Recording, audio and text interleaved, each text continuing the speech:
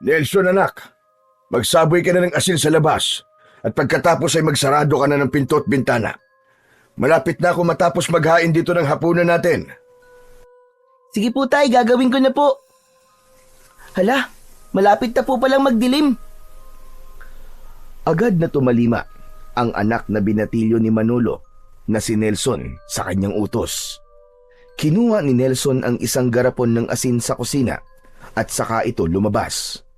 Habang tinatapos ni Manolo ang paghahain ng kanilang hapunan, ay nasa labas naman ng kanilang kubo si Nelson at nagsasaboy ng asin sa paligid ng kanilang bahay. Ang ganong gawain ay nakasanayan na hindi lang ni Manolo kundi maging ng maraming tao sa maliit na baryo ng San Ildefonso.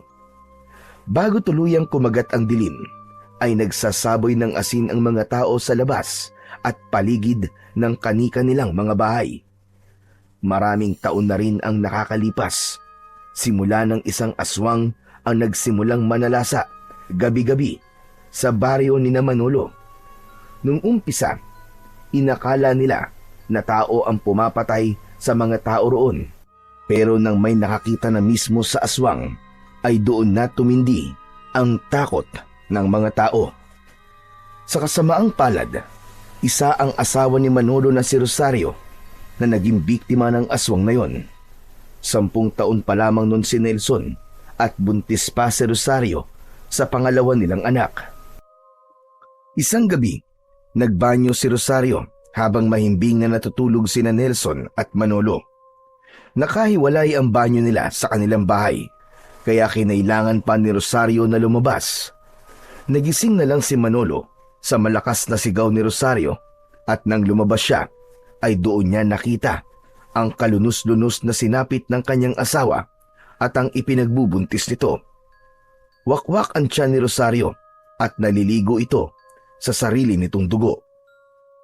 Hindi nagtagal ay pumasok na si Nelson sa kanilang kubo. Sa pagkakataon na yon ay tapos nang maghain si Manolo. Adobong kangkong at pritong galunggong ang ulam nila ng gabing yon. Sasandok na sana ng kanin si Nelson pero napahinto ito nang tumikim si Manolo. Magdasal na muna tayo anak bago kumain. Ay, oo nga po pala. Ama naming nasa langit, maraming salamat po sa pagkain na pagsasaluhan namin ng aking anak ngayong gabi. Sana po ay protektahan niyo kami ngayong gabi at sa mga susunod pang gabi mula sa mga kampon ng kadiliman, lalo na po sa aswang. Maraming salamat po sa inyong mga pagpapala. Ang lahat po ng ito ay dinadalangin namin sa pangalan ni Jesus. Amen.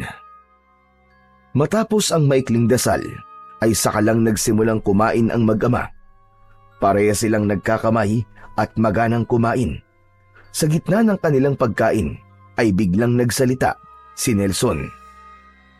Tay, hanggang kailan po tayo ganito? Anong ibig mong sabihin anak? Yung kinakailangan po na magsaboy po tayo ng asin bago po sumapit ang dilim. Hindi ko masasagot ang tanong mo na yan, Nelson. Hanggang buhay ang aswang na yon, ay ganito pa rin ang magiging buhay natin. Bakit po kasi wala pong maglakas ng loob na harapin yung aswang na yun, Tay? Mag-isa lang naman po siya, di ba? Nelson anak, huwag mong maliitin ang aswang na yon kahit mag-isa lang siya. Marami na ang sumubok na patayin siya, pero lahat ng sumubok ay kamatayan ang kinahantungan.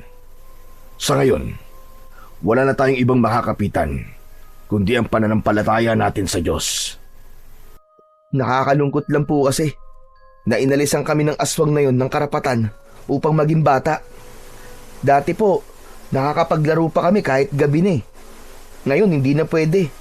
Tapos, hindi pa natin sigurado kung ligtas ba tayo kahit nasa loob tayo ng bahay. Gaya na lang po na nangyari kay nanay.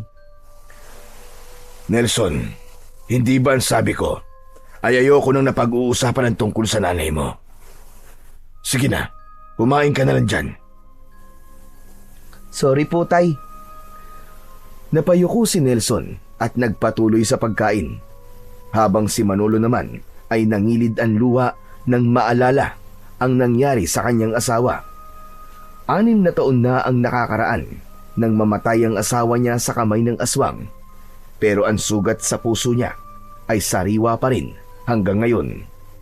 Hindi pa rin niya matanggap na sa ganoong kabrutal na matay ang kanyang asawa na si Rosario. May puot sa aswang na yon si Manolo, pero hindi niya hinahayaan na lamunin siya ng puot na yon. Alam niya na kung hahayaan niyang mamayani ang galit sa kanya, ay isa siya sa maglalakas ng loob na patayin ng aswang. Wala siyang laban sa ganoong nilalang at ayaw niyang mamatay at maiwan ng mag-isa si Nelson, lalo na't nangako siya sa libingan ng kanyang asawang si Rosario na gagawin niya ang lahat upang protektahan ang kanilang anak. Madaling sabihin para sa iba na umalis na lang sila sa San Ildefonso, ngunit karamihan sa mga tao ron ay isang kahig, isang tuka ang buhay, o hindi kaya naman ay walang ibang lugar na mapupuntahan. Kaya ang mga kagaya ni Manolo at Nelson na walang kakayahang umalis sa baryo nila ay ginagawa ang lahat upang manatili silang ligtas tuwing sasapit ang gabi. Nang sumunod na araw ay maagang nagising si Manolo. 4:00 pa lamang ng umaga ay nagluluto na siya ng almusal nila ni Nelson. Bakasyon sa paaralan, kaya hinahayaan lang niya na matulog ang kanyang anak. Bandang 5:00 ay tapos nang magluto ng almusal si Manolo. Gising na rin si Nelson, kaya sabay na silang kumain ng almusal. Tay, pwede po ba akong sumama sa inyo sa trabaho? Naiinip po kasi ako dito sa bahay. Pwede naman anak. Basta wag kang pasaway dun ha. Kilala mo naman si Don Hilario. Pumapayag siya na isama namin ang mga anak namin, pero ayaw niya na nakakaabala sa trabaho. Kailan po ba ako naging pasaway? Gusto ko lang naman po kasi sa asyenda ni Don Hilario. Kasi ang daming bunga namang ganyan ron eh. Sige na, bilisan na natin ang pagkain. At dapat bago mag 6:00 ay nandun na tayo. Si Manolo ay isa sa mga magsasakang nagtatrabaho sa asyenda ni Don Hilario. Nag-aararo siya ng palay o hindi naman kaya ay nagtatanim ng mga gulay. Nang mabili noon ni Don Hilario ang napakalawak na bakanting lupa sa San Ildefonso, ay ginawa nito yung asyenda. Para sa mga taong nakatira sa baryong yun, ay malaking tulong ang ginawang yun ni Don Hilario dahil marami sa kanila ang nabigyan ng trabaho at isa na roon si Manolo. Matapos mag-almusal ay nag-asikaso na si Manolo para magtungo na sa asyenda ni Don Hilario. Maya-maya pa ay magkasama na silang naglakad ni Nelson papunta sa kanyang trabaho. Mataas na ang sikat ng araw nang makarating sina Manolo sa malawak na asyenda ni Don Hilario. Agad siyang nagtungo sa palayan, dala ang kanyang karit habang ang iba'y abala naman sa kani-kanilang mga gawain. Tumutulo ang pawis mula sa kanyang noo habang hinahawanan niya ang damo sa gilid ng pilapil. Samantala si Nelson ay abala sa paglalaro sa gilid ng palayan. Tumatakbo-takbo ito at nagpapaanod ng dahon sa kanal. Habang lumilipas ang oras, si Manolo ay unti-unti nang nakakaramdam ng pagod, ngunit wala sa isip niya ang magpahinga dahil kapag nakita siya ni Don Hilario na nagpapahinga, ay paniguradong mapaparusahan siya nito o hindi naman kaya ay tatanggalin sa trabaho kagaya ng ibang trabahador na wala na sa asyenda. Napahinto ang lahat sa pagtatrabaho nang dumating si Don Hilario na sakay ng isang kabayo. Nang hilakbot si Manolo nang makita niya na may isang lalaki ang nakatali ng lubid ang mga kamay habang hila-hila ng kabayo. Baka sa mukha ng lalaki ang hirap at may mga latay ito ng latigo sa braso at sa binti. Bumaba si Don Hilario sa kabayo. Matangkad ito at may matipunong pangangatawan. Hawak nito ang isang latigo na ilang beses nang nakita ni Manolo na ginamit ni Don Hilario para parusahan ang mga trabador na lumalabag sa batas nito sa loob ng hasyenda. Tumayo si Don Hilario sa gilid ng palayan at isa-isang tinignan ang mga magsasaka. Makinig kayong lahat sa akin. Ang lalaking nakikita nyo, dahilan ng aking kabayo, ay nagnakaw ng isang sako ng mangga sa aking imbakan ng mga prutas. Alam nyo na isa sa mga pinakaayaw ko ay ang mga magnanakaw. Tignan nyo ang mangyayari kapag sinubukan yung pagnakawan ako. Matutulad kayo sa lalaking ito. Natatakot na lumapit si Nelson kay Manolo. Yumakap ito sa bewang niya. Muling sumakay si Don Hilario sa kabayo at pinatakbo nito yun ng mabilis. Habang ang lalaking nakatali doon ay pilit na sumasabay sa pagtakbo ng kabayo kahit nangihina na. Sa kasamaang palad ay nadapa ang lalaki at tuluyan na itong kinaladkad ng kabayo papalayo. Tay, nakakaawa naman po yung lalaki. Hindi niyo po ba pipigilan si Don Hilario? Anak, walang kahit na sino dito ang may lakas ng loob na salungatin si Don Hilario. Dito sa loob ng asyenda, siya ang batas. Para po palang aswang si Don Hilario, Tay. Parehas po silang kinakatakutan at walang naglalakas na loob na labanan siya. Kaya nga anak, huwag kang pasaway. Sige na, bumalik ka na sa paglalaro mo at huwag kang lalayo ha. Huwag ka rin magpupunta sa manggahan at baka mapag-initan ka pa ni Don Hilario kapag nakita ka niya. Marahang tumango si Nelson at bumalik na ito sa paglalaro habang ang kanyang tatay na si Manolo naman ay itinuloy na ang kanyang pagtatrabaho. Ngunit kahit abala siya sa kanyang ginagawa, ay hindi maalis-alis sa isip niya ang imahe ng lalaki na kinakaladkad ng kabayo ni Don Hilario. Para sa kanya ay hindi yun makatao, pero wala naman siyang magagawa kundi ang manahimik na lamang at magkunwaring walang nakikitang karahasan upang hindi mawala ang trabahong bumubuhay sa kanilang mag-ama. Pagsapit ng 5:00 ng hapon, ay huminto na sina Manolo sa pagtatrabaho. Sa dami ng ginawa nila sa maghapon, ay ramdam na ramdam niya talaga ang pagod at tila hinahapo pa siya. Pag-alis niya sa palayan, ay patakbong lumapit sa kanya si Nelson at hinawakan siya sa kamay.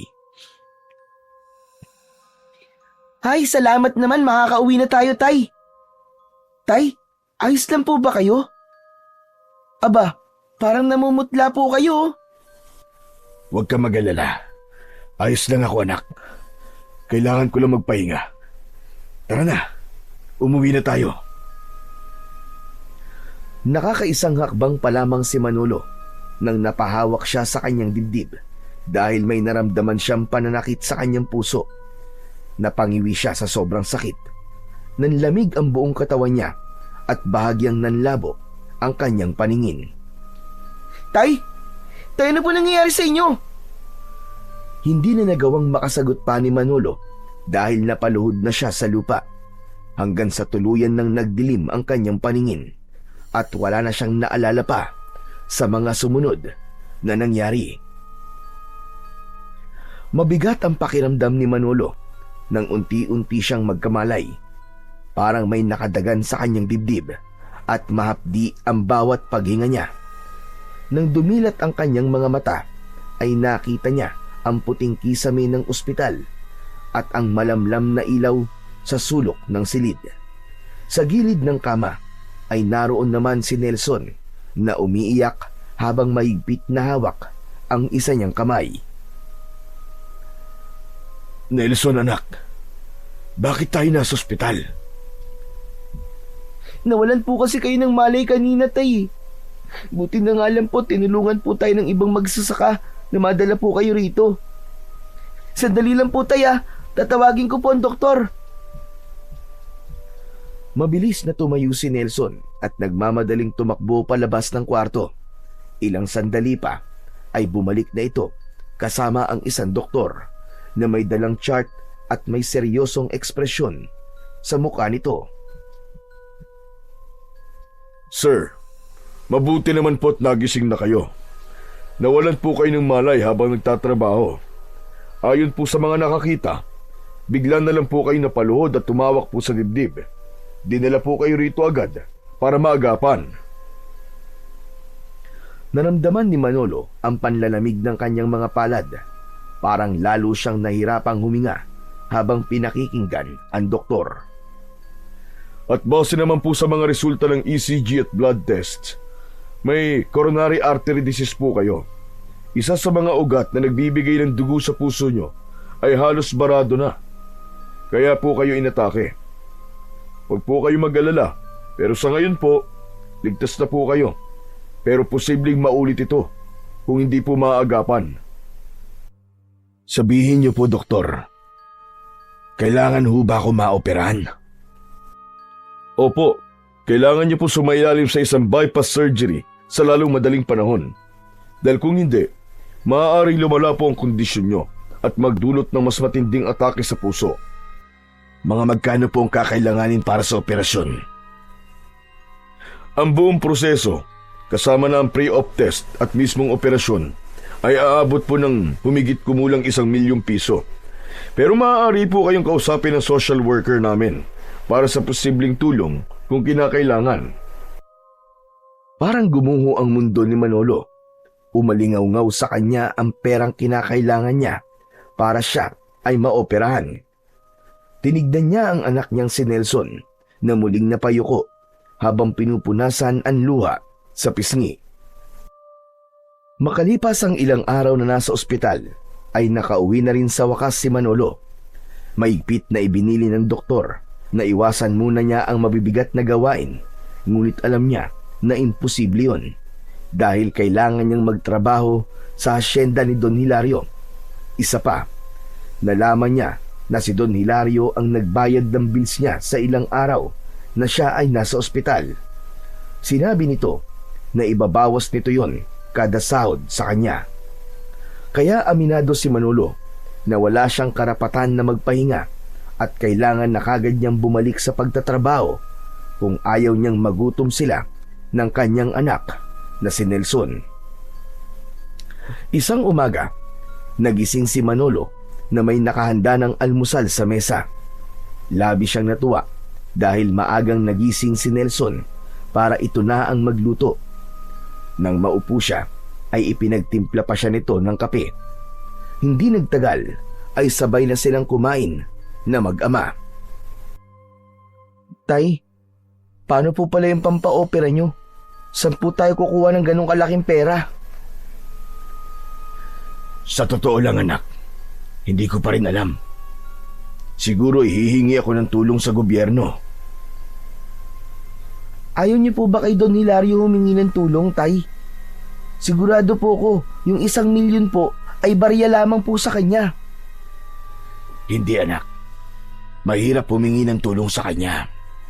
Palaging may kapalit. Kung uutang naman ako sa kanya, malamang ay magiging malaki ang tubo nun.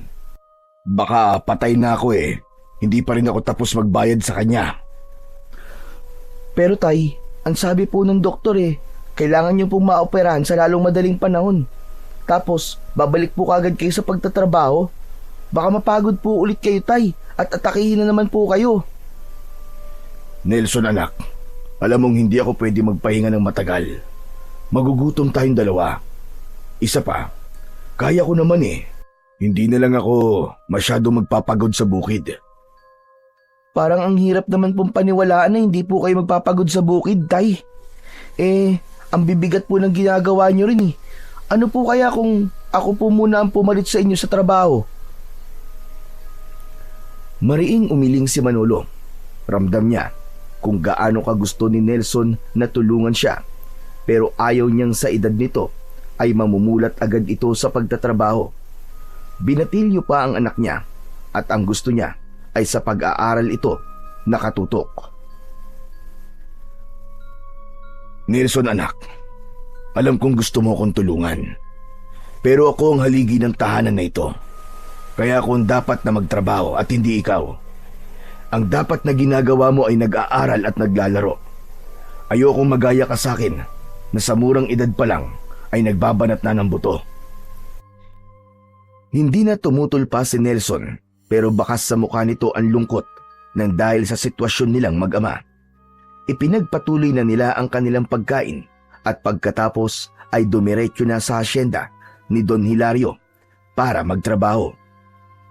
Kahit kakalabas pa lang ng ospital ay masigasig na nagtrabaho si Manolo, lalo na't naroon si Don Hilario na pinapanood ang bawat galaw ng lahat ng magsasaka.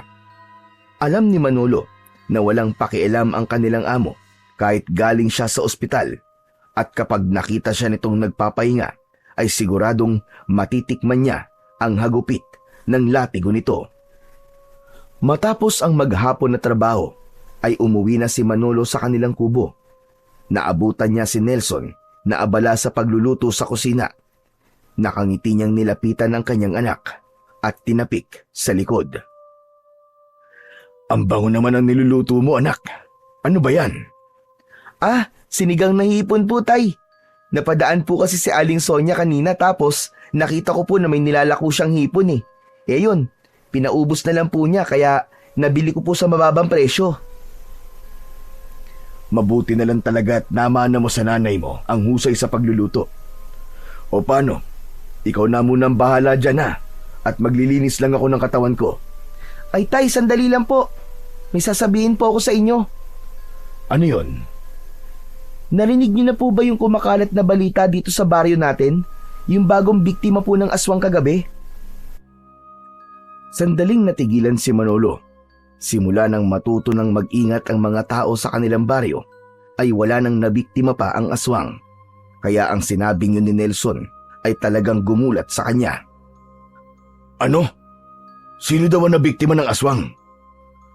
Yung anak po ni Mang Ruel, tay. Yung buntis po. Pinasok daw po sa bahay. Grabe nga daw po, tay, kasi winakwak po ng aswang yung tiyan ng anak ni Mang Ruel para kunin po yung sanggol. Hindi ba sila nagsaboy ng asin sa paligid ng bahay nila? Nagsaboy naman daw po, tay, pero hindi po nila maintindihan kung bakit nagawa silang pasukin ng aswang.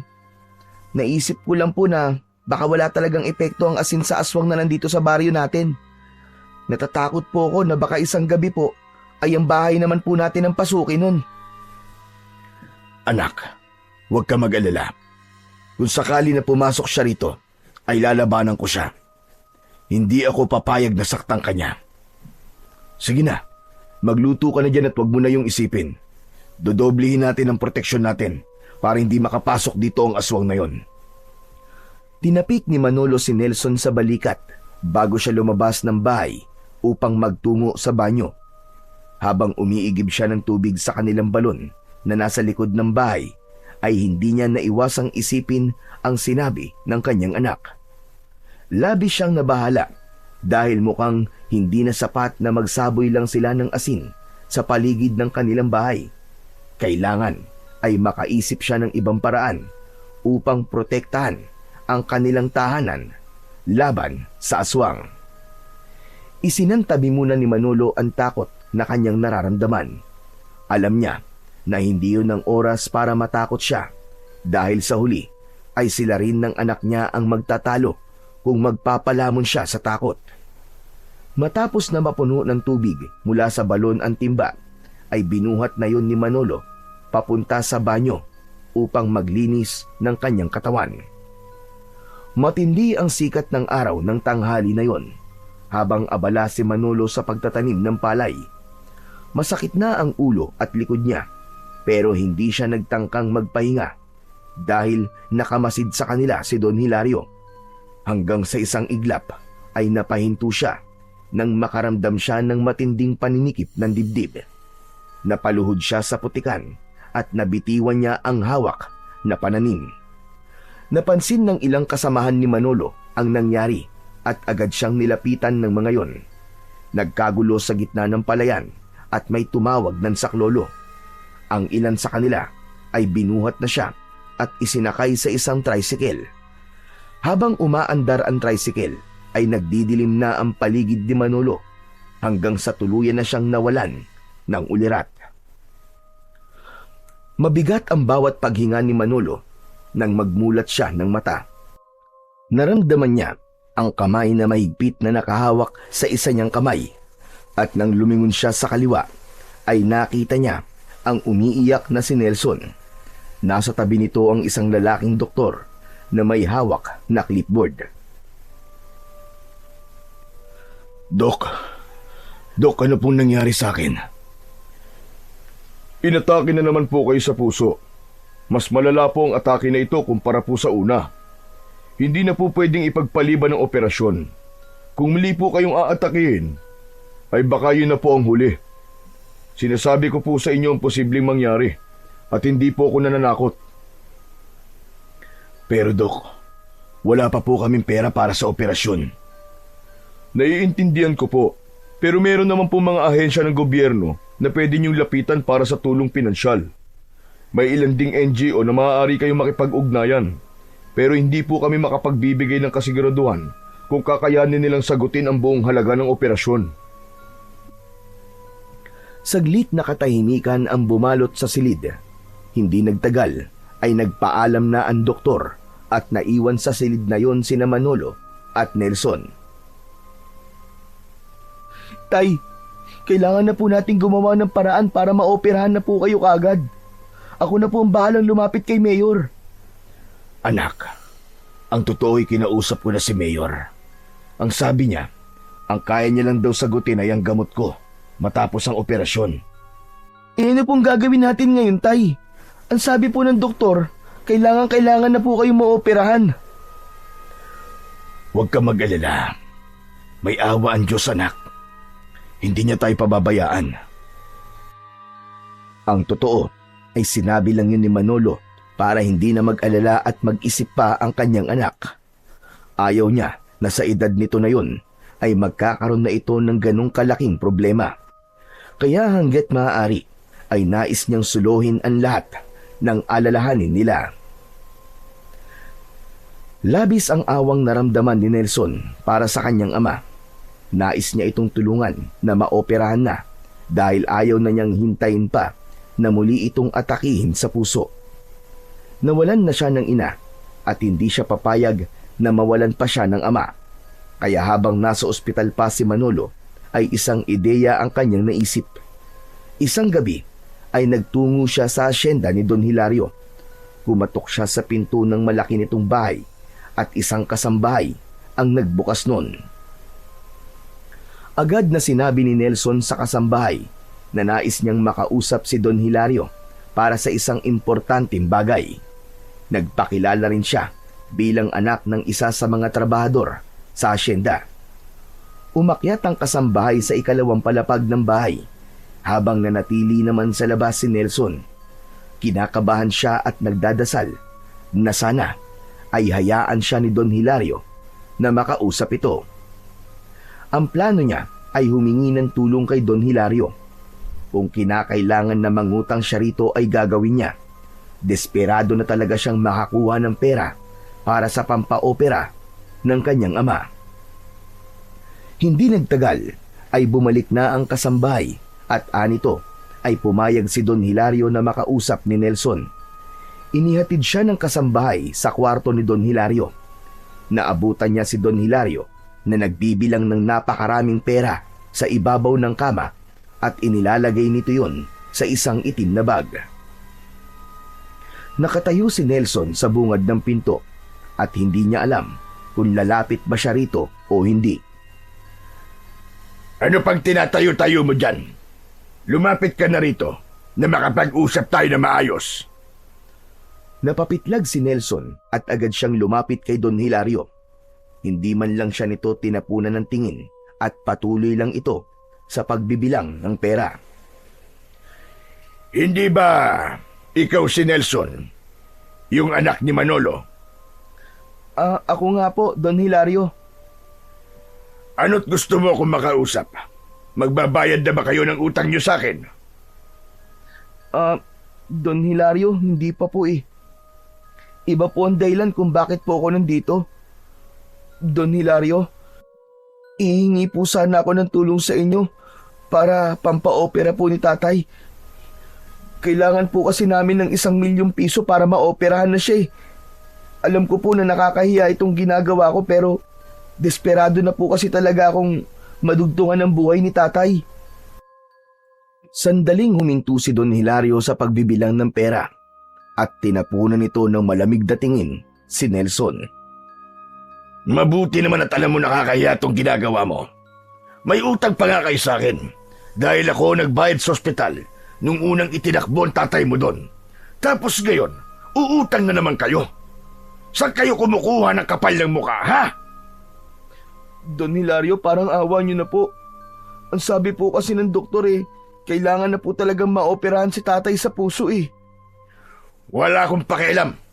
At wala akong pakialam kahit mamatay pa ang tatay mo. Dahil madali lamang siyang palitan. Saka 1,000,000 piso talaga. Anong palagay mo sa perang yon, ha? Pinipitas lang sa puno? At paano niyo naman mababayaran ng 1,000,000 piso kung sakaling pahiramin ko kayo? Tutulungan ko po magtrabaho si tatay dito sa asyenda. Nakikiusap po ko sa inyo. Pahiramin niyo na po kami ng pera. Nagsasayang ka lamang ng oras mo dito, Nelson. Mabuti pa, mamalimos ka na lang doon at manghingi ng kahit na piso.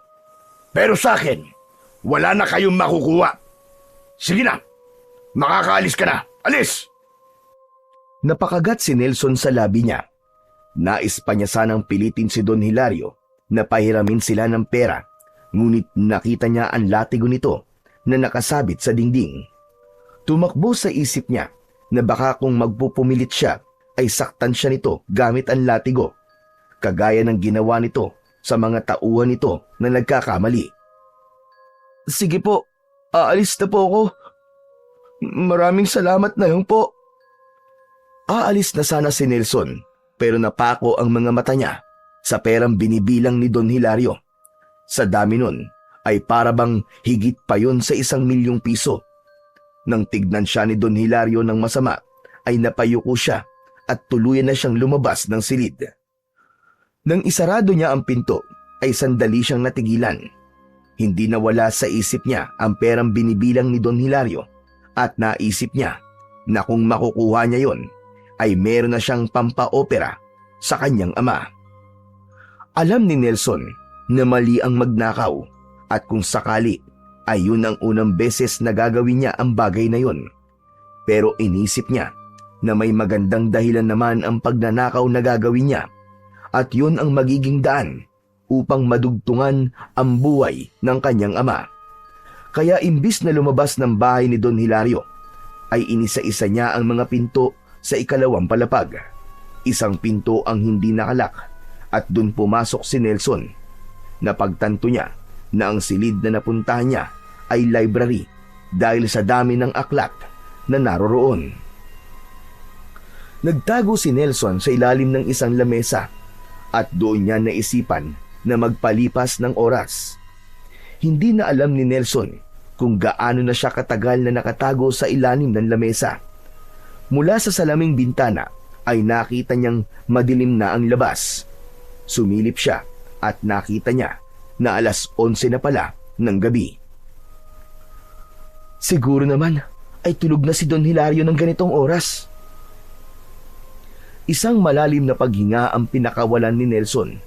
Pilit niyang nilakasan ng kanyang loob at ang tanging inisip niya, gagawin niya yon para sa kanyang ama. Sa paglabas niya sa library ay sumalubong sa kanya ang kadiliman at katahimikan ng buong bahay. Maingat na naglakad si Nelson papunta sa harapan ng pinto ng silid ni Don Hilario. Nanginginig ang mga kamay na hinawakan niya ang doorknob at pinihit yun. Labis siyang nagpasalamat nang hindi yun nakakandado. Itinulak niya ang pinto at sumilip siya sa loob ng kwarto. Napangiti siya dahil wala si Don Hilario sa silid nito. Tuluyan nang pumasok si Nelson sa kwartong yun.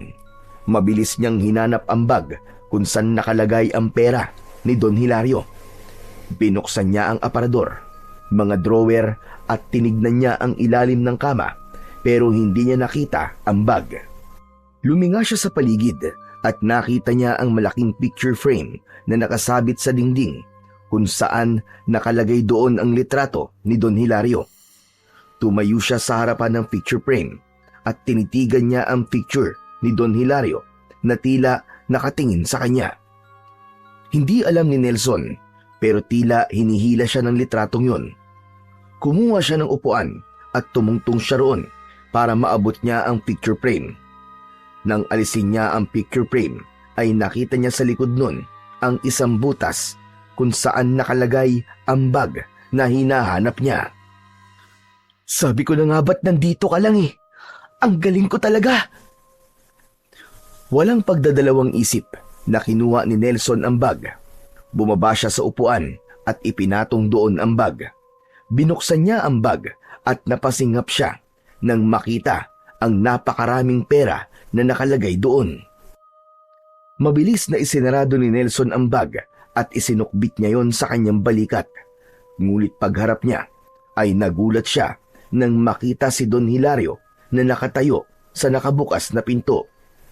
Marahang naglakad si Don Hilario palapit kay Nelson.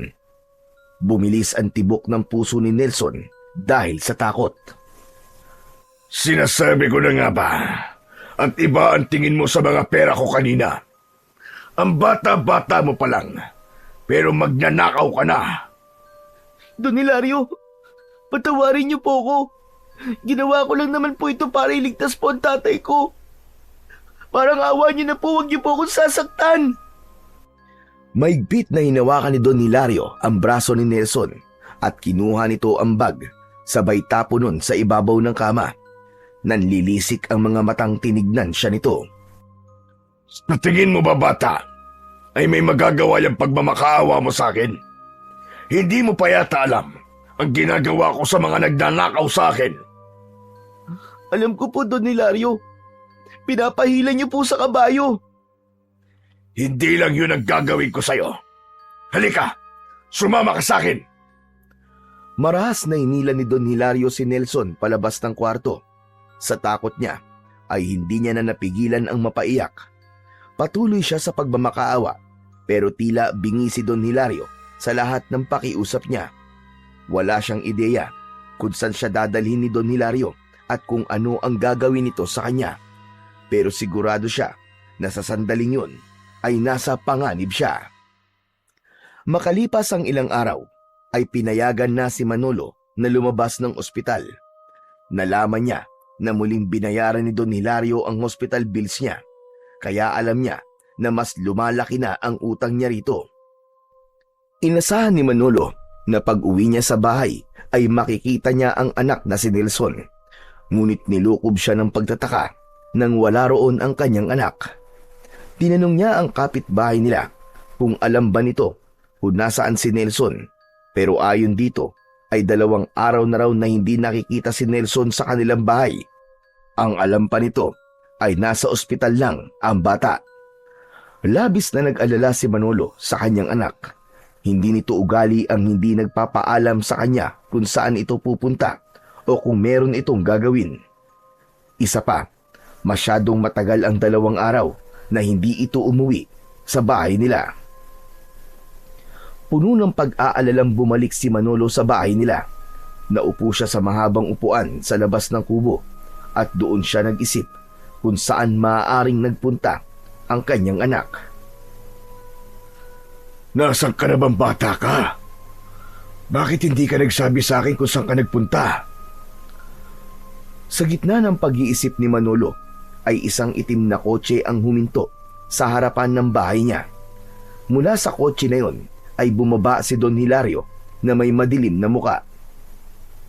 Napatayo si Manolo at hinintay niyang makalapit si Don Hilario sa kanya. Don Hilario, magandang umaga po. Ano pong sadya niyo rito? Tumawag sa akin ng ospital kung saan ka dinala. Ang sabi, nakalabas ka na raw. Kaya agad kitang pinuntahan rito. Don Hilario, may problema po ba? Tungkol po ba ito sa utang ko sa inyo? Salamat po pala ulit sa pagtulong niyo sa akin. Kung hindi po dahil sa inyo, ay hindi po ako makakalabas sa ospital. Wala sa mga nabanggit mo ang dahilan kung bakit ako nandito. Siguro ay alam mo nang nawawala ang anak mong si Nelson. Napatda si Manolo sa narinig. Nanlamig siya dahil wala siyang ideya kung paanong nalaman ni Don Hilario na nawawala ang anak niya. Sa dami ng ginagawa ni Don Hilario, alam niyang wala na itong oras sa mga nangyayari sa baryo nila. Opo, Don Hilario. Tama po kayo. Nawawala nga po siya. Ang sabi po ng kapitbahay namin ay 2 araw na raw pong hindi umuwi ang anak ko dito sa bahay. Paano kung sabihin ko sa'yo na alam ko kung nasaan ang anak mo? Ano po? Sumama ka sa akin at dadaling kita sa kanya. Nais pa sanang magtanong ni Manolo pero tumalikod na si Don Hilario at naglakad pabalik sa kotse nito. Nagtataka man ay sumunod na lang siya sa kanyang amo at sumakay siya sa backseat ng kotse. Habang umaandar ang sasakyan, naisip ni Manolo na magtanong kay Don Hilario pero sinabi nito na kung gusto niyang makita si Nelson ay manahimik na muna siya. Walang nagawa si Manolo kundi ang itikom ang bibig sa buong biyahe habang walang tigil sa pagtibok ng malakas ang kanyang puso. Inihinto ni Don Hilario ang kotse sa tapat ng napakalaki nitong bahay. Nang bumaba ito, ay agad na sumunod si Manolo hanggang sa makapasok na sila sa loob. Pagdating sa loob, ay patuloy pa rin sa pagsunod si Manolo sa kanyang amo hanggang sa hindi niya na napigilan ang sarili na magtanong. Don Hilario, akala ko po ba'y pupunta tayo kung nasaan si Nelson? Bakit nandito po tayo sa bahay niyo? Kaya nga, pupuntahan natin ang anak mo. Ibig sabihin, nandito po siya. Mahina ba ang utak mo? At hindi mo naiintindihan ang mga sinasabi ko kanina pa? Sumunod ka sa akin para makita mo siya. Isang pinto na nasa ilalim ng hagdan ang binuksan ni Don Hilario. May hagdan doon pababa, kaya nahinuha ni Manolo na papunta sila sa basement. Habang bumababa sa hagdan, ay palakas ng palakas ang kabog ng puso niya. Nang nasa baba na sila, ay binuksan ni Don Hilario ang ilaw at nanlaki ang mga mata ni Manolo nang makita niya si Nelson na nakaupo sa isang sulok habang yakap ang mga tuhod. Pagkakita sa kanya ni Nelson ay agad itong tumayo at mahigpit siyang niyakap. Tay! Tay, ayoko na po dito! Gusto ko na pong umuwi! May pagtatakang napatingin si Manolo kay Don Hilario. Bago pa siya nakapagtanong, ay inunahan na siya nitong magsalita. Pinagtangkaan akong nakawan ng pera ng anak mo. Nagpunta siya rito para humiram ng pera. Kasi uoperahan ka raw. Nang magpaalam siya, ay hindi pala siya umalis ng bahay ko. Naghintay siyang makatulog kaming lahat bago siya pumasok sa kwarto ko. Nahuli ko siyang hawak ang bag ko na naglalaman ng pera. Nelson, anak, totoo ba yun? Sorry po, Tay. Sorry po. Nagawa ko lang naman po yun kasi gusto ko na po talaga kayo maoperahan eh. Sorry na po talaga. Kaya dinala ko siya rito sa basement at ikinulong. Huwag ka mag-alala, Manolo. Hindi ko sinaktan ang anak mo. Ang totoo nga niyan pinapakain ko pa siya. Magpasalamat ka na lang at hindi yan nakatikim ng latigo ko. Patawarin niyo na po ang anak ko, Don Hilario. Hindi po talaga siya magnanakaw. Nagawa lang niya po yun para sa akin. Siguro naman po sapat na ang ilang araw na ikinulong niyo siya rito bilang parusa niyo sa kanya. Isasama ko na po siya sa pag-uwi ko. Sandali lang. Hindi pa tayo tapos. Alam mo bang sa ginawa ng anak mo, ay pwede ko siyang ipakulong. Ikaw rin, pwede ka rin makulong, Manolo. Dahil hindi mo binabantayan ang anak mo. Pakiusap po, Don Hilario. Huwag niyo po kaming ipakulong. Parang awa niyo na po. Baka isipin niyo ay ubod ako ng sama. Bibigyan ko kayo ng opsyon. Pwede ko kayong kasuhan para parehas kayong makulong o gagawin niyo ang ipag-uutos ko sa inyong dalawa. Natigilan si Manolo at sandali silang nagkatinginan ni Nelson. Hindi pa man sinasabi ni Don Hilario ang ipapagawa nito, ay kinabahan na kagad siya. Ano po bang ipapagawa niyo sa amin, Don Hilario? Isang nakakatakot na ngisi ang pinakawalan ni Don Hilario bago nito ipaliwanag sa kanila kung ano ang kailangan nilang gawin upang hindi ito magsampa ng kaso. May gusto kong ipahukay sa inyo sa gubat na nasa likod ng aking asyenda. Isang kahon na nakabaon sa tabi ng isang puno ng balete na matatagpuan sa gitna ng gubat. Ang eksaktong lugar na huhukayin nyo ay sa tabi ng pinakamalaking ugat ng puno na yon. Napakalaki ng puno ng balete na yon, kaya alam kong mahahanap nyo yung kagad. Ano po bang meron sa kahon na yon?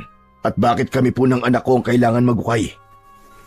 Dapat ko ba bang sagutin ang mga tanong mo, Manolo? O gusto mong tumawag na ako ng pulis ngayon? Hindi na po. Sige po, pumapayag na po kami. Hukayin po namin ang kahon na sinasabi nyo. Basta, wag niyo lang po kaming ipapakulong. Mabuti kung ganon. At ang gusto ko, hukayin nyo yon sa kabilugan ng buwan. Gabi nyo gawin. Dapat ay mahukay nyo yon sa isang gabi lamang. Nagkakaintindihan ba tayo? Dahil sa takot ni Manolo na makulong sila ni Nelson, ay pumayag na siya sa lahat ng sinabi ni Don Hilario. Hindi man siya sigurado sa kung gaano kalalim ang kailangan nilang hukayin, ay hindi niya na yon inisip dahil ang tanging gusto niya lamang ay ang makauwi na sila ng kanyang anak sa kanilang bahay. Matapos ang masinsinang pag-uusap, ay hinayaan na ni Don Hilario na makauwi sina Manolo at Nelson. Tahimik na naglakad ang mag-ama at nang makarating sila sa kanilang bahay ay nanghihinang napaupo si Manolo habang si Nelson naman ay nakatayo sa tabi ng pinto at nakayuko. Nelson, anak. Alam ko nagawa mo yon dahil sa kondisyon ko. Pero hindi ba sinabi ko na sa ito dati na kahit naghihirap tayo, ay hindi tayo magnanakaw? Alam ko naman po yun, Tay. Pero nang lumapit po kasi ako kay Don Hilario para humiram po ng pera, ay ayaw niyo po akong bigyan. Kahit nakita ko naman po na ang dami-dami niyang perang binibilang. Sorry po talaga, Tay. Hindi ko na po yun uulitin.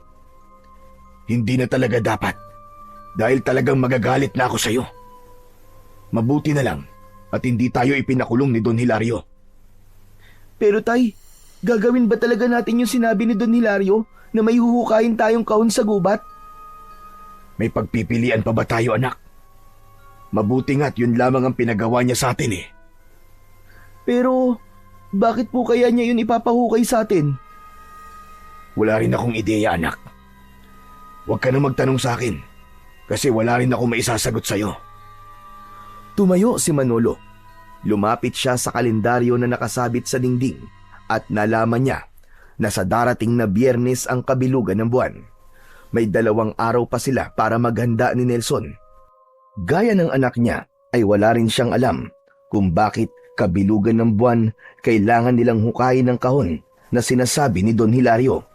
Pero wala na siyang pakialam sa sagot dahil ang gusto lang niya ay magawa nila ni Nelson ang ipinapagawa nito para hindi na sila makulong.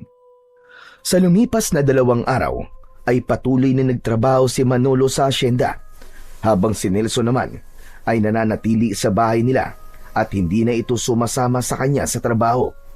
Natakot na kasi si Nelson na bumalik sa asyenda matapos itong ikulong ni Don Hilario sa basement.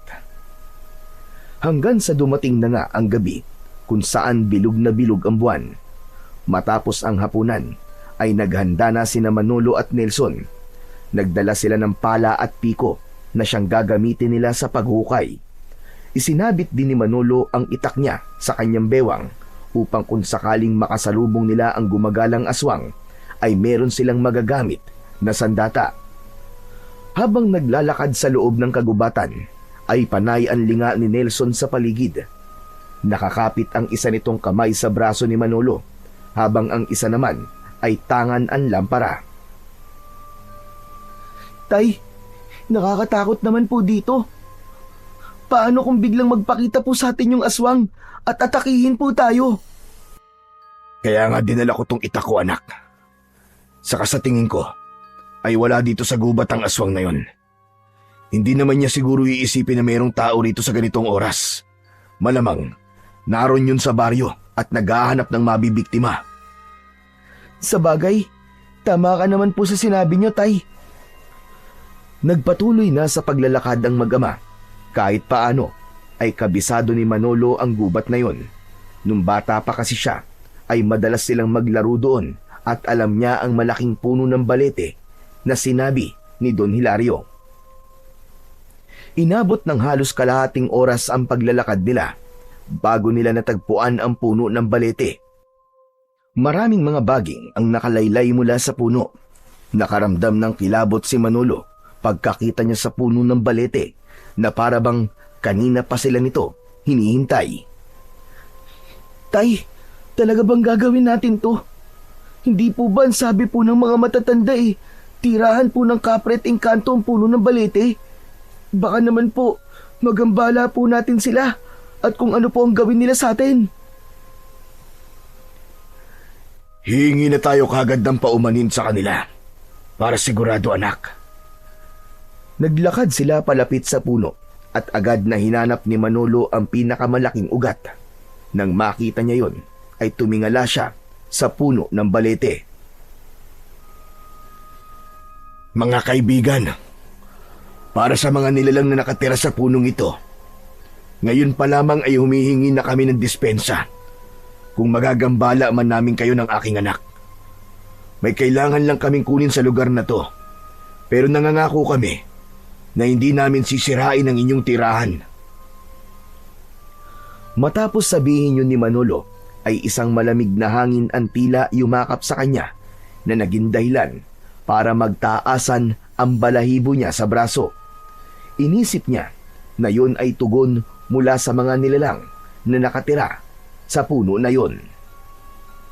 Hindi na nga nagsayang ng oras ang mag-ama at agad silang nagsimulang magukay. Binungkal muna ni Manolo ang lupa gamit ang piko, habang si Nelson naman ang naghuhukay ng lupa gamit ang pala. Napansin ni Manolo na panay ang linga ni Nelson sa paligid at napapahinto ito sa tuwing may naririnig silang huni ng hayop sa kung saan o hindi kaya ay kaluskos. Tay, narinig niyo po ba yun? Ano kaya yun? Huwag mong pansinin ang mga naririnig mo. Basta, mag-focus ka lang sa paghukay. Makalipas ang ilang oras nang walang tigil na paghukay, ay biglang may tinamaan na kung anong matigas na bagay ang piko ni Manolo. Nang sandaling yun, ay halos umabot na sa bewang niya ang lalim ng hukay na kanilang nagawa. Agad nilang hinukay ng mas mabilis ang bahagi ng lupa na yon at doon na nga nila nakita ang isang kahon na gawa sa isang matibay na klase ng kahoy. Si Manolo ang kumuha ng kahon na halos kasing laki lamang ng lalagyan ng pambisig na relo at matiim niya yung tinignan. Nagkatinginan ang mag-ama na parehong habol ang paghinga, ngunit bakas ang tuwa sa kanilang mga muka. Yun na po ba yung kahon na sinasabi ni Don Hilario, Tay?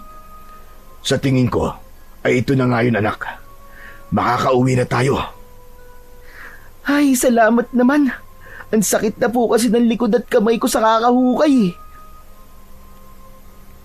Agad na iniligpit ni na Manolo ang mga gamit nila at naglakad na sila palabas ng gubat.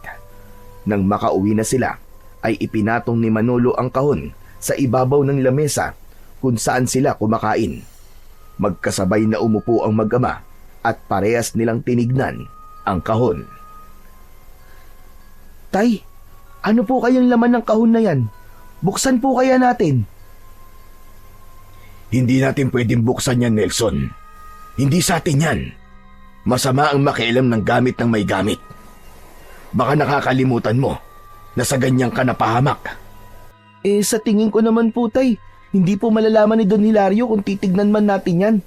Kahit silip lang po. Hindi ba po ba pwede? Hindi pwede. Ang mabuti pa ay maglinis na tayo ng katawan tapos matulog na tayo. Napakamot na lang si Nelson sa likod ng kanyang ulo. Nang lumabas si Mando ng bahay, ay sumunod ito sa kanya. Sa likod ng kanilang bahay ay sabay silang naglinis ng kanilang katawan sa tabi ng balon.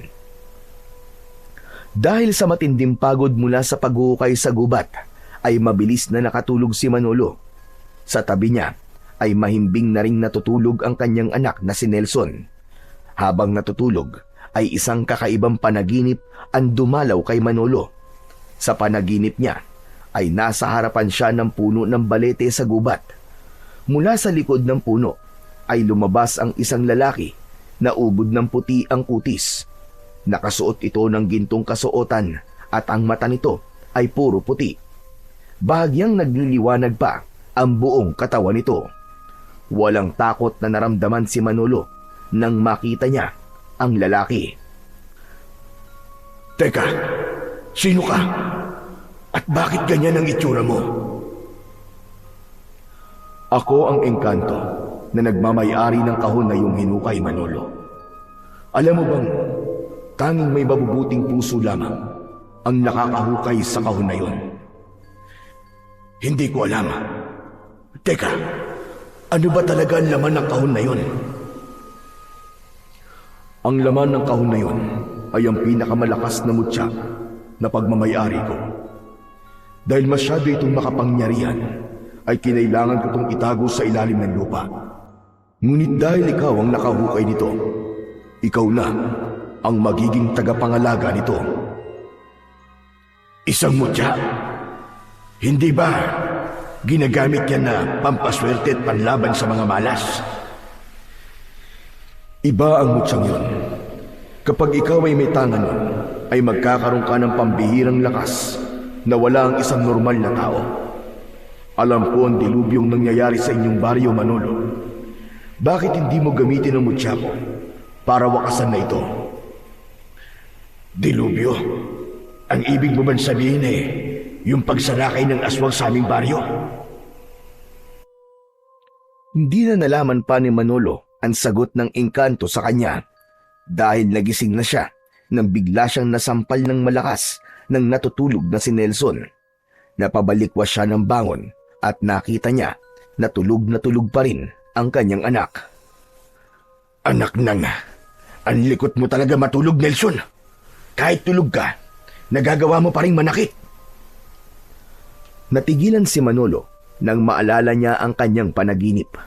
Nagtungo siya sa lamesa kung saan nakapatong ang kahon. Sinindihan niya ang lampara at sa kanya kinuha ang kahon habang titig na titig siya roon.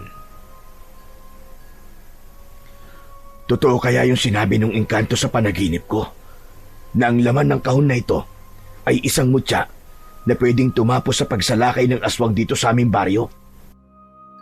Habang nakatitig si Manolo sa kahon, ay tila may maliit na tinig sa loob ng ulo niya ang nagsasabing buksan niya yon. Sinunod niya ang mga tinig at marahan niyang binuksan ang kahon. Napanganga siya nang makita ang isang kwintas na may palawit na puting bato na kumikinang dahil sa liwanag na nagmumula sa lampara. Nang hawakan ni Manolo ang puting bato, ay may naramdaman siyang parang maliliit na boltahe ng kuryente na mabilis na dumaloy sa buong katawan niya. Bumilis ang tibok ng kanyang puso at naging maluwag ang kanyang paghinga. Namamanghang tinignan niya ang kwintas at isinuot niya yon. Lumingalinga siya sa paligid dahil may mga narinig siyang mga taong nag-uusap. Nakilala niya ang boses ng isa sa mga kapitbahay nila at doon niya napagtanto na naging malakas ang kanyang pandinig nang isuot niya ang kwintas. At nang hubarin niya yon, ay bumalik sa normal ang kanyang tenga. Hindi makapaniwalang tinignan muli ni Manolo ang kwintas. Napagtanto niya na ang puting bato na palawit nun ay ang mutyang tinutukoy ng engkanto sa kanyang panaginip. Pagsapit ng umaga, matapos mag-almusal, ay naghanda na si Manolo sa pagpunta sa asyenda ni Don Hilario. Palabas na siya ng bahay nang bigla siyang habulin ni Nelson habang hawak ang kahon. Tay! Tay, nakalimutan niyo po! Hindi po ba ibibigay niyo po to kay Don Hilario? Hindi na muna, anak. Saka ko na yan ibibigay sa kanya. Ha? Bakit po? Basta, saka ko na sa'yo ipapaliwanag. Sa ngayon, ay dito na muna yan sa bahay natin. At kahit na anong mangyari, ay huwag mong bubuksan yan. Nagkakaintindihan ba tayo? Opo, pero tay, bakit nga po? Pag uwi ko, ay saka ko sasabihin sa'yo. Bahagyang ginulo ni Manolo ang buhok ng kanyang anak at bago siya tuluyang lumabas ng kanilang kubo ay ngumiti siya rito. Nang malaman ni Manolo ang taglay na kapangyarihan ng mutya ng engkanto ay naisip niyang gamitin yon para labanan ng aswang na ilang taon nang nagdadala ng takot sa kanilang baryo. Naisip niya rin na kung mapapatay niya ang aswang gamit ang mutya ay maipaghihiganti na rin niya ang kanyang asawa at ang anak nila na hindi man lang nasilayan ng mundo nang dahil sa aswang ngayon. Nang makarating si Manolo sa asyenda, ay dumiretso siya sa malaking bahay ni Don Hilario. Pinapasok siya ng kasambahay at inihatid siya nito sa silid ni Don Hilario. Nang makapasok na siya sa kwarto ng kanyang amo, ay umalis na kagad ang kasambahay. Isinarado ni Manolo ang pinto at lumapit siya kay Don Hilario na nasa balkonahe at umiinom ng kape. Nakatalikod ito sa gawin niya at nakatanaw sa malawak nitong lupain. Magandang umaga po sa inyo, Don Hilario. Malaki ang ngiti na humarap si Don Hilario at ipinatong nito ang kape sa ibabaw ng lamesa. Sigurado kong magiging maganda ang umaga ko dahil sa dala mo. Nasaan na ang kahon, Manolo? Akin na. Yun nga po ang sasabihin ko sa inyo. Nang magukay po kami ni Nelson kagabi sa may tabi ng puno ng balete, ay wala po kami nakuwang kahon. Inabot na nga po kami ng umaga sa pag-uukay. Nawala ang ngiti ni Don Hilario sa sinabing yun ni Manolo at nanlisik ang mga mata nito. Anong sinabi mo? Sigurado ba kayo na sa tamang lugar kayo nagukay? Opo, sigurado po kami. Nagukay po kami sa tabi ng pinakamalaking ugat ng puno ng balete. Kung sa tamang lugar kayo nagukay, imposibleng wala kayong makuwang kahon. Bakit ba sa inyo ko pa yung pinagawa eh? Eh mga tanga pala kayong mag-ama. Pwede naman po kami magukay ulit mamayang gabi. Susubukan po ulit namin. Tuwing bilog ang buwan lang pwedeng hukayin ng kahon na yun, Manolo. Sinayang nyo lang ang pagkakataon. Kung ganun po, Don Hilario, sa susunod po na pagbilog ng buwan po ulit kami maghuhukay. Nangangako po ko na makukuha na po namin ang kahon. At kung hindi pa rin po namin makukuha yon, ay handa na po kami na ipakulong nyo. Mabuti, at ikaw na rin na nagsabi niyan. Talagang ipakukulong ko kayong dalawa ng anak mo. Kapag sa susunod na pagbilog ng buwan, ay hindi nyo pa rin nakukuha ang kahon na yon. Sige na, umalis ka na sa harapan ko. Sinisira mo lamang ang araw ko. Pasensya na po ulit, Don Hilario. Bahagyang yumukod si Manolo sa kanyang amo bago siya lumabas ng kwarto nito. Ramdam na ramdam niya ang galit ni Don Hilario pero wala siyang pinagsisisihan sa kanyang ginawa. Aminado rin siya na hindi tamang nagsinungaling siya pero ginawa lang naman niya yon dahil naniniwala siya na kailangan muna niyang gamitin ang mutya para labanan niya ang aswang. Matapos ang maghapon na pagtatrabaho sa asyenda ay umuwi na si Manolo sa bahay. Nakita niya sa labas si Nelson na nakikipaglaro ng patintero. Pagkakita nito sa kanya ay huminto na ito sa paglalaro at sumabay na sa kanya sa pag-uwi. Pagpasok nila sa bahay nila ay nakita niya ang kahon na nakapatong pa rin sa lamesa. Anak, hindi mo ba binuksan ang kahon na to habang wala ako? Hindi po tay, tulad po ng bilin nyo. Nagsasabi ka ba ng totoo? Oo naman po, kahit isumpa ko pa po sa kaluluwa ni nanay. Matamang tinignan ni Manolo si Nelson at nakita niya sa mga mata nito na nagsasabi ng totoo ang bata. Tay, pwede niyo na po bang sabihin sa akin kung bakit hindi niyo po yan ibinigay kay Don Hilario?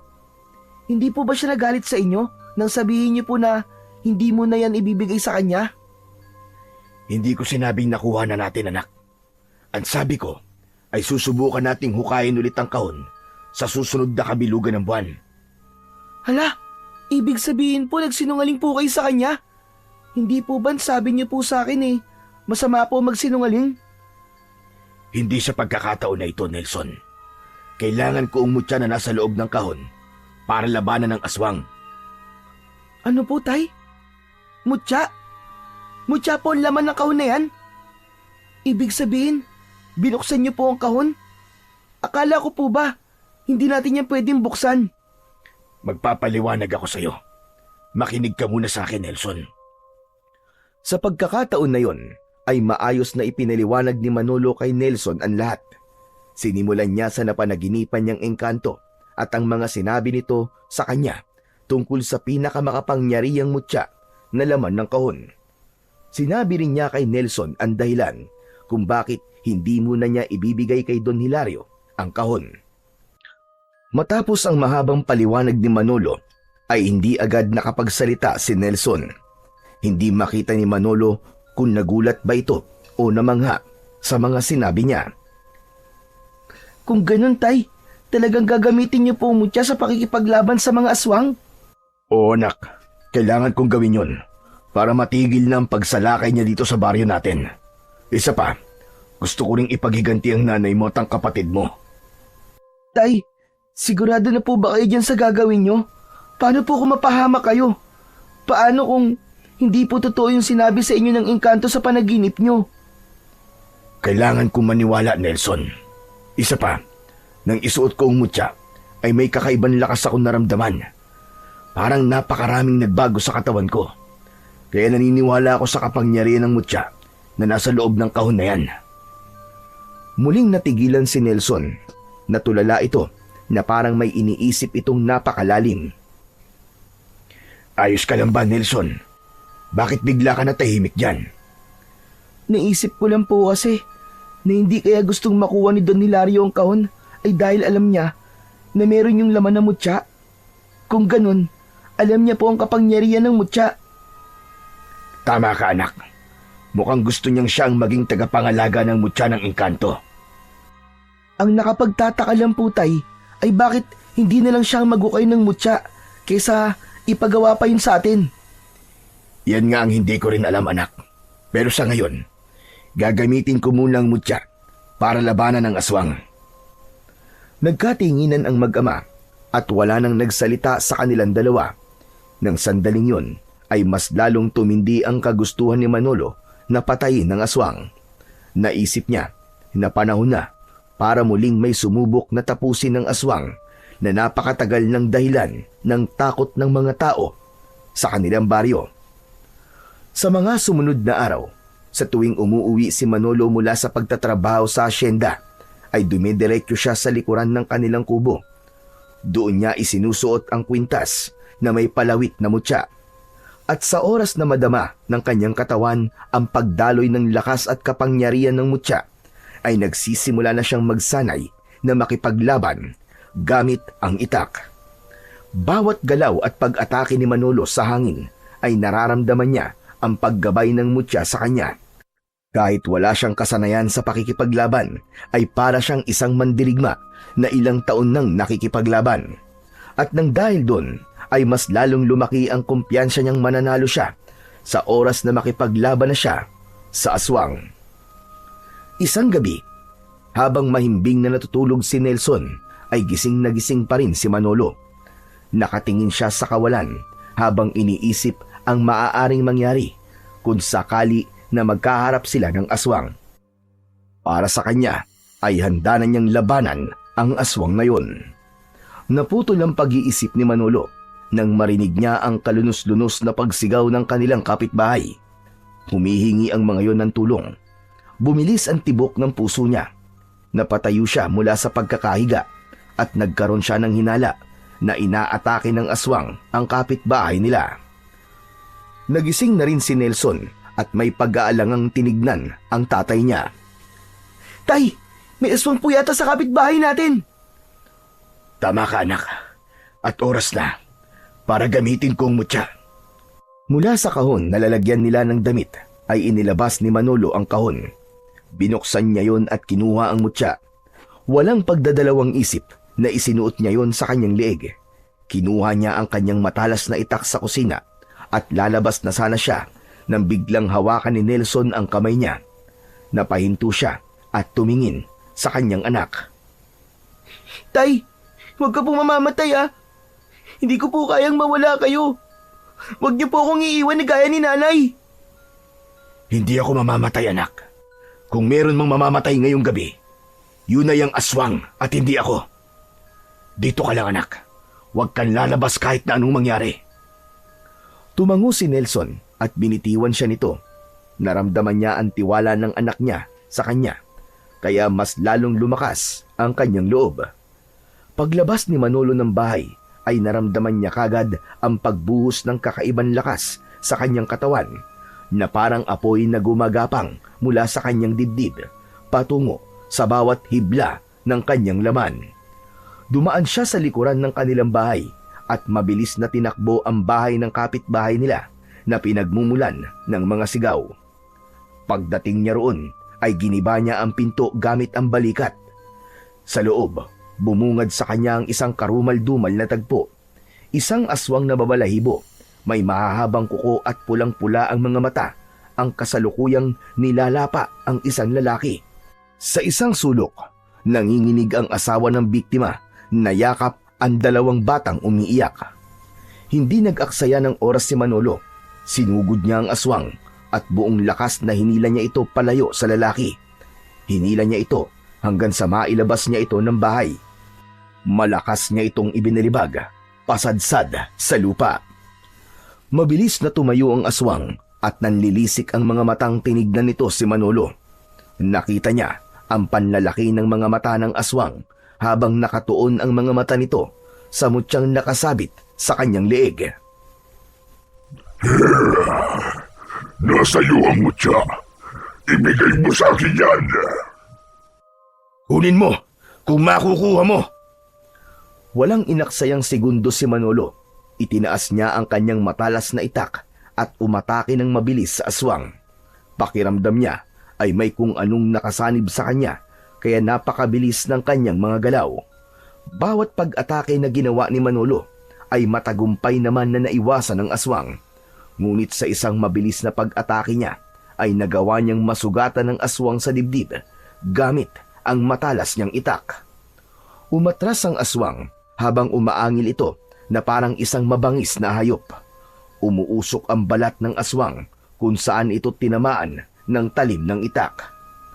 Mabilis na sumugod ang aswang at gumanti ito ng suntok, ngunit nasalagyon ni Manolo gamit ang kanyang bisig. Malakas niya tong tinulak, sabay tinaga. Muling tinamaan sa braso ang aswang nang ipangsalag nito yon. Umatras ang aswang habang nagngangalit ang mga panga nito at matalim ang mga matang nakatingin kay Manolo. Nakalamang ka ngayon, Manolo, dahil sa mutya na suot mo. Pero sa susunod nating paghaharap, sisiguraduhin kong mapapatay na kita. Napamaang si Manolo dahil sa pagtataka kung bakit siya kilala ng aswang. Sa isang kisap mata ay tumakbo ang aswang palayo at agad na naglaho sa kanyang paningin.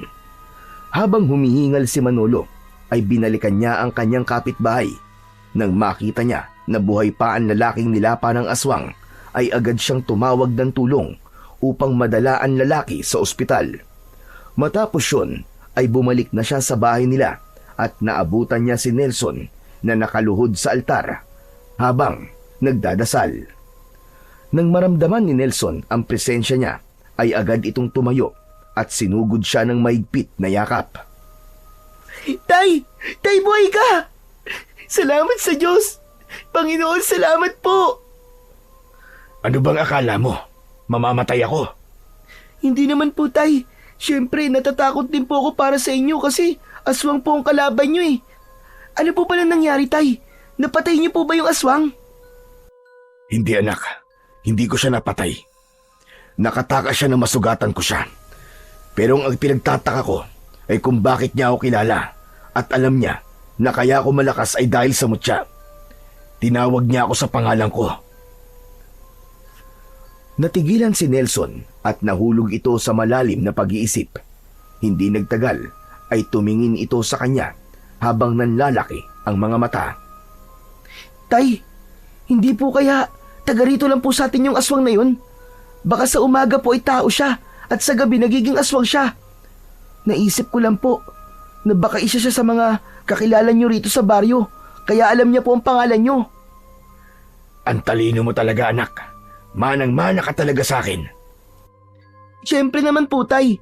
Sayang naman po ang pagpapaaral niyo sa akin kung hindi ko po gagamitin ang utak ko. Pero anak, sino sa mga kakilala ko ang aswang? Sa dami ng kakilala ko rito sa baryo, mahihirapan tayong matukoy kung sino sa kanila ang aswang. Yan po ang problema natin ngayon, Tay. Sa tingin ko po kasi ay mas magiging madali kung alam natin kung sino ang aswang dito sa baryo natin. Ang lamang lang po niya sa inyo ngayon ay kilala niya kayo, Tay. Natahimik ang mag-ama na pagtanto ni Manolo na tama ang kanyang anak. Habang nag-iisip ay hindi siya makapaniwala sa posibilidad na isa sa mga kakilala niya sa kanilang baryo ang aswang na ilang taon nang nananalasa sa baryo nila at pumatay sa kanyang asawa't anak. Nangako siya sa kanyang sarili na kahit sino pa ang aswang ay papatayin niya pa rin ito. Dahil sa dami ng buhay na kinuha nito sa mga nakalipas na taon, naniniwala siyang kamatayan ang nararapat na kaparusahan para dito. Simula nang magkaroon si Manolo at Nelson ng hinala na maaaring isa sa mga kakilala ni Manolo ang aswang na umatake sa kapitbahay nila, ay naging mas mapagmatsyag si Manolo sa bawat taong kanyang nakakasalamuha. Sinimulan niyang obserbahan ang kilos ng bawat kasamahan niya sa trabaho, ang mga tingin, mga galaw at kung paano makisalamuha sa iba. Lahat ng yon ay mataman niyang pinag-aralan, ngunit sa bawat araw na lumilipas ay wala siyang nakitang senyales ng pagkakaiba ng mga ito at lahat ay tila ordinaryong tao lamang. Kaya naman, nanatiling palaisipan sa kanilang mag-ama kung sino ang nilalang na may alam ng kanyang pangalan at ang tungkol sa suot ng mutya. Isang hapon, pagod na umuwi si Manolo mula sa pagtatrabaho. Umupo siya kagad at napansin niya si Nelson na abala sa kusina. Naamoy niya ang niluluto nitong adobo. Nang makita siya ni Nelson, ay lumapit kagad ito sa kanya. Tay, mukhang pagod na pagod po kayo ah. Sinabi mo pa. Paano? Bukod sa pagtatrabaho, ay isa-isa ko pang minamatyagan ang mga katrabaho ko. Pero wala talaga akong makitang kakaiba sa kanila, anak, para masabi ko na siya ang aswang. Ako nga rin po, Tay. Nagmamatsyag din po ako sa mga tao dito sa baryo. Pero wala akong makita na pwedeng maging aswang. Mga mukhang aswang meron po. Pero yung literal na aswang talaga, wala po eh. Ikaw talagang bata ka. Hindi bali, anak. Sa oras na muling umatake yung aswang, ay haharapin ko na lang ulit siya at sisiguraduhin ko na sa oras na yon ay mapapatay ko na siya. Pero Tay, hindi niyo po ba naisip na baka gamitin niya po ang lamang niya sa inyo? Nakilala niya po kayo? Hindi agad nakapagsalita si Manolo sa sinabi ng kanyang anak. Kung hindi pa yung sinabi ni Nelson, ay hindi niya mapagtatanto na posible nga yung mangyari. Maaaring saktan ng aswang si Nelson dahil sa alam ng aswang kung sino ang mahal niya sa buhay. Sa posibilidad na yon ay mas tumindi ang kaba ni Manolo at napagtanto niya na kailangan nilang mag-ingat na mag-ama. Sa gitna ng pag-uusap nila ay nakarinig sila ng ugong ng sasakyan sa labas ng kanilang bahay. Sabay silang napatingin sa nakabukas na pinto at mula roon ay nakita ni Manolo ang isang pamilyar na sasakyan. Bumaba doon si Don Hilario at matikas na naglakad palapit sa bahay ni Manolo. Aba Tay, si Don Hilario yun ah. Ano po kayang kailangan niya? Lumabas si Manolo at sinalubong si Don Hilario. Magandang hapon po sa inyo, Don Hilario. Manolo, pwede ba tayo mag-usap sa loob? Sige po, pasok po kayo. Pinauna ni Manolo na pumasok si Don Hilario bago siya sumunod dito.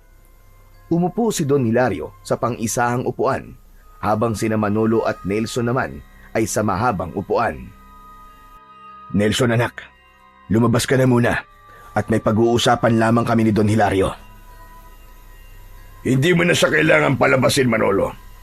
Hayaan mo nandito siya para marinig niya ang pag-uusapan natin. Ano po ba ang pag-uusapan natin, Don Hilario? Tungkol po ba ito sa pinapahukay niyo po sa amin? Hindi agad nagsalita si Don Hilario. Bagkus ay inililis nito paitaas ang manggas ng suot nitong long sleeves na polo. Nanlaki ang mga mata ni Manolo nang makita niya ang mahabang sugat sa braso ni Don Hilario.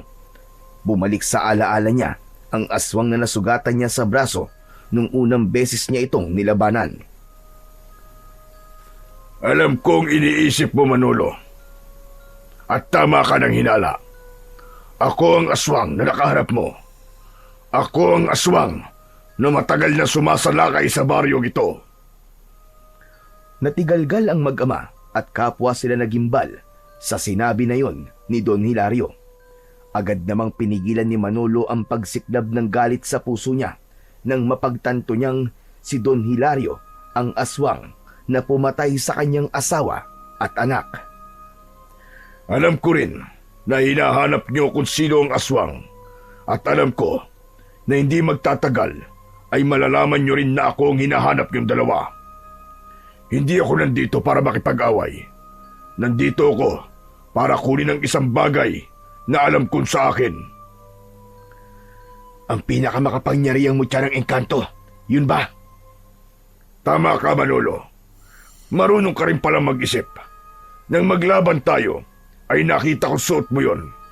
Ngayon, gusto kong ibigay mo sa akin yon. Ngayon naiintindihan ko na.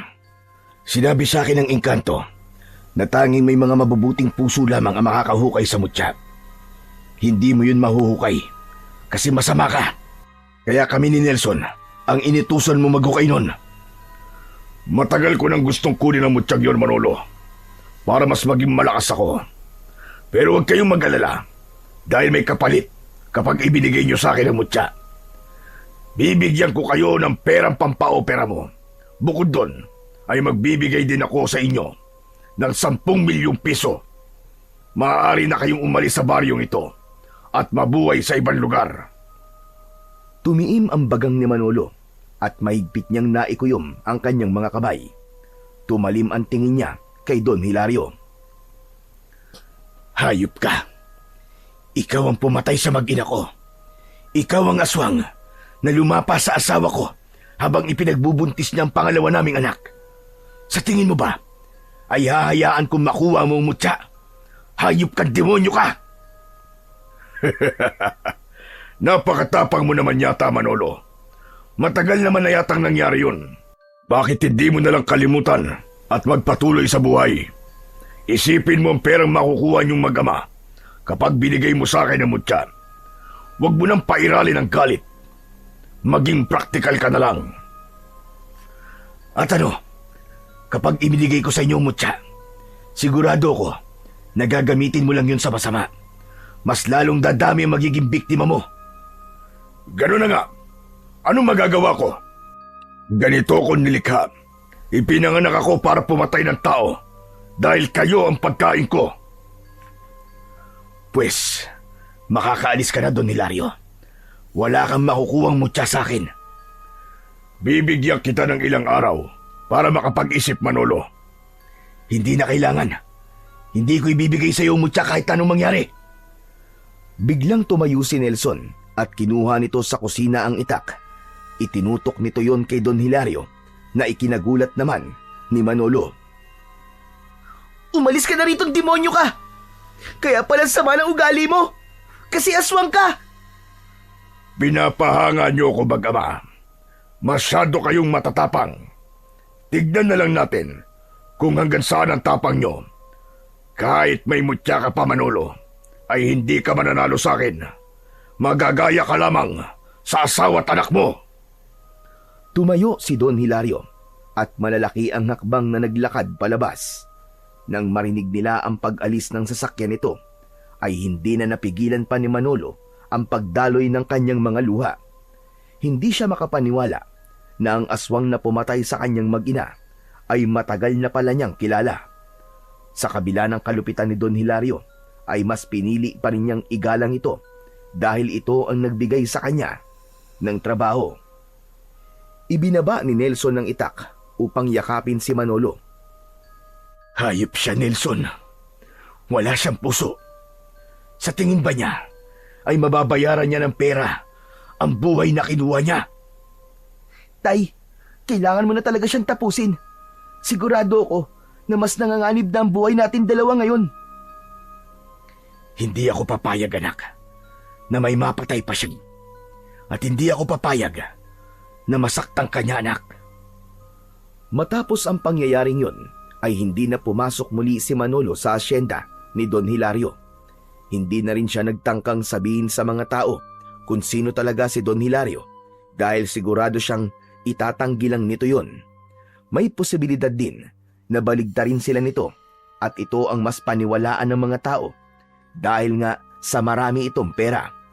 Ang plano niya ay makita mismo ng mga tao kung anong uri ng halimaw si Don Hilario. Walang gabing hindi alerto sina Manolo at Nelson. Madalas ay isa sa kanila ang gising at nagbabantay habang ang isa naman ay natutulog.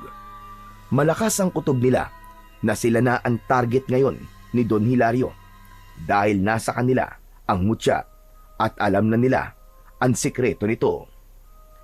Hanggang isang gabi, habang tahimik ang buong baryo, ay napapitlag si Manolo mula sa pagkakaupo sa gilid ng kama nang makarinig siya ng kaluskos sa bubong. Agad niyang hinawakan ng itak at ikinulong sa kanyang palad ang mutya na nakasabit sa kanyang leeg. Tinapik niya sa binti ang natutulog na si Nelson na agad namang nagising. Bakit po, tatay? Nelson, anak, nararamdaman ko na nandito na si Don Hilario. Ano po? Tay, ano pong gagawin natin? Dito ka lang sa loob, anak. Huwag kang lalabas kahit na anong mangyari. Kailangan ko na siyang tapusin. Tay, mag-iingat ka po. Tumango si Manolo at matapang siyang lumabas ng kanilang kubo. Tumayo siya sa harapan at sa bubong ay nakita niya ang isang aswang na nakatayo roon. Mula sa dilim ay kitang-kita niya ang namumulan nitong mga mata. Bumaba ka na dyan at harapin mo ko! Isang nakakatakot na halakhak ang pinakawalan ng aswang at saka ito tumalon paibaba. Bibigyan pa kita ng isang pagkakataon, Manolo. Ibigay mo sa akin ang mutya at hahayaan ko kayo mabuhay na mag-ama. Masyado kang makulit, aswang ka. Ilang beses ko man dapat sabihin sa'yo na wala akong balak na ibigay sa'yo ang mutyang ito. Naggalit ang ngipin ng aswang at sa isang iglap ay bigla itong umatake. Napakabilis nito na parabang isa itong kidlat. Isinangga ni Manolo ang itak sa matutulis na kuko ng aswang at doon na nga nagsimula ang kanilang sagupaan. Nagpalitan ang dalawa ng pag-atake at pagdepensa. Sa una ay lumalamang si Manolo.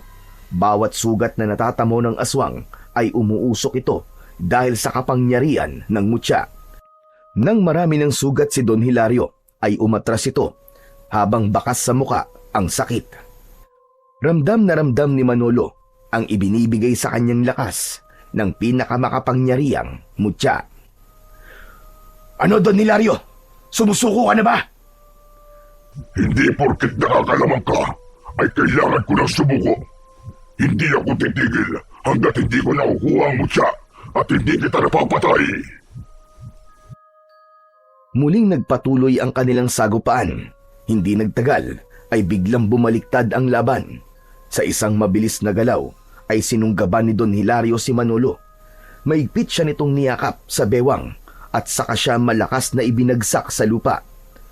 Bago pa makabawi si Manolo ay pinilipit ng aswang ang kanyang braso at sinundan nito yon ng malakas na tadyak sa kanyang dibdib. Kumalat ang sakit sa katawan niya at nabitiwan niya ang itak. Malakas na sinipa ni Don Hilario ang itak at tumalsik yon malapit sa pinto ng kanilang bahay. Binitiwan ng aswang si Manolo at tumayo ito sa harapan niya habang nakangisi ng malaki. Paano ba yan? Wala ka ng sandata. Paano ka pa makakalaban sa akin, Manolo? Tumiim ang bagang ni Manolo habang nakaupo sa lupa hanggang sa nakita niya na kinuha ni Nelson ang itak at walang pagdadalawang isip itong tumakbo pasugod sa aswang. Isinaksak ni Nelson ang itak sa tagiliran ng aswang. Napaluhod ang aswang habang hawak ang tagiliran. Tay! Ang itak niyo po! Ibinato ni Nelson ang itak kay Manolo. Matagumpay naman yun na nasalo at agad siyang tumayo sa harapan ng nakaluhod na aswang. Nakalimutan mo yatang dalawa kaming kalaban mo. Hindi na hinintay ni Manolo na makapagsalita ang aswang at buong puwersa niyang tinaga ito sa leeg. Sa lalim ng sugat na nilikha ng pagtaga niya ay halos humiwalay na ang ulo ng aswang sa katawan nito. Duguan at walang buhay na bumagsak ang katawan ng aswang sa lupa. Masayang lumapit si Nelson kay Manolo at nagyakap silang dalawa. Ang galing mo, Tay! Napatay niyo na po ang aswang! Talo na sana ako, anak eh. Kung hindi mo lamang ako tinulungan. Maraming salamat, anak. Siyempre naman po, hindi ko po kayo pwedeng pabayaan, no? Tatay ko po kayo eh. Salamat, anak. Sa wakas, naipaghiganti na rin natin ang nanay at kapatid mo. Pati na rin ang mga taong pinatay ng hayop na Don Hilario na yan. Sa pagtingin ni Manolo sa paligid, ay napansin niya ang mga taong nakasilip sa bintana at pinto ng kani-kanilang mga bahay. May ilan na lumabas at naglakad palapit sa kanila. Mga kasama, magsilabas kayo sa inyong mga bahay. Tignan nyo kung sino ang aswang na matagal na nananalasa dito sa ating baryo. Lumapit kayo rito para makita nyo kung sino ang pumapatay sa mga mahal natin sa buhay. Mas dumami ang mga taong lumapit upang makita ang walang buhay na aswang na nakahandusay sa labas ng bahay ni Manolo. Lahat ay nasaksihan ang unti-unting pagbabalik ng anyo ng aswang sa pagiging tao hanggang sa tuluyan na yung naging si Don Hilario. Binalot ng gulat ang lahat ng tao habang si Manolo ay inakbayan si Nelson at magkasama silang pumasok sa kanilang tahanan. Makalipas ang ilang araw, ay tuluyan na ngang bumalik ang kapayapaan at katahimikan sa baryo ni Manolo. Matapos mamatay ng aswang, ay namuhay na ng normal ang lahat at nawala na ang takot nila sa tuwing sumasapit ang gabi. Isang umaga, nagtungo sina Manolo at Nelson sa ospital para muling magpates si Manolo. Napansin kasi niya na hindi na sumasakit ang dibdib niya nitong mga nakaraang araw at umasa siya na magkakaroon ng panibagong resulta ang mga test na isasagawa sa kanya. Makaraan lamang ang ilang oras na paghihintay sa resulta ng test ay tinawag na ng isang nurse ang mag-ama dahil kakausapin daw sila ng doktor. Pagpasok nila sa isang silid ay naroon na ang doktor. Hawak na ang resulta ng mga test. Kinabahan si Manolo nang mapansin niyang nakakunot ang noo ng doktor habang nakatingin sa resulta ng kanyang test.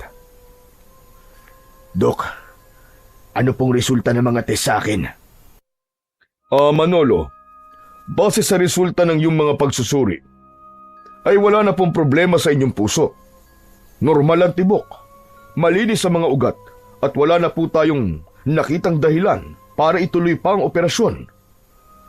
Napatingin si Manolo kay Nelson at kapwa may pagtataka ang kanilang mga muka. Muling bumalik ang tingin ni Manolo sa doktor. Sigurado po ba kayo, doktor? Sigurado ako, Manolo. Hindi ko po alam kung paano nangyari ito. Sa totoo lang, mahirap ipaliwanag. Pero kung ako ang tatanungin, mukhang isang himala ang nangyari sa inyo.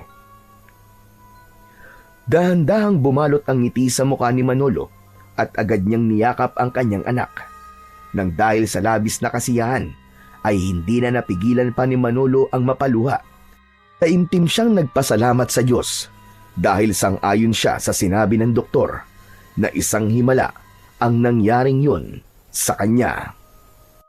Isang gabi, habang mahimbing na natutulog, ay nanaginip si Manolo. Sa panaginip niya ay lumitaw sa harapan niya ang isang nilalang na nababalot ng liwanag, ang engkantong may-ari ng mutya. Ipinahayag nito na bilang gantimpala sa kabayanihan ni Manolo sa pagpatay kay Don Hilario na isa palang aswang, ay ginamit ng pinakamakapangyarihang mutya ang kapangyarihan nito upang pagalingin ang puso ni Manolo. Bukod doon, ay itinuring ng lahat ng mga bayani sina Manolo at Nelson bilang pagkilala sa kanilang katapangan at kabutihang loob, ay binigyan si Manolo ng maayos na trabaho sa munisipyo ng kanilang mayor. Si Nelson naman ay pinagkalooban ng isang full scholarship hanggang sa kolehiyo ng isang kilalang universidad sa lungsod. Ilang linggo makalipas ang lahat, bumalik sina Manolo at Nelson sa gubat. Bitbit nila ang mutyang nakalagay sa kahon. Muli nilang ibinaon sa tabi ng puno ng balete ang kahon na yon. Tay, sigurado ka ba na ibabalik na natin sa engkantong yun ng mutya? Oo anak, tapos na ang tungkulin ng mutya sa baryo natin. Kaya kailangan na nitong muling magpahinga. Pero tay, paano po kung sumalakay ulit ang mga aswang? Wala nang aswang nasasalakay sa baryo natin anak. At kung sakali mang meron, sigurado ko anak, nagagawa ng paraan ng engkanto para mapunta ang mutya sa susunod na karapat-dapat. Ginulo ni Manolo ang buhok ni Nelson at sabay silang naglakad palabas sa gubat. Mula noon, nanatiling tahimik na at payapa ang kanilang baryo at nalayo na yon sa anino ng takot at pangamba. Lahat ng tao doon, kabilang na sina Manolo at Nelson, ay naging handa para sa panibagong simula na puno ng pag-asa at kasiyahan.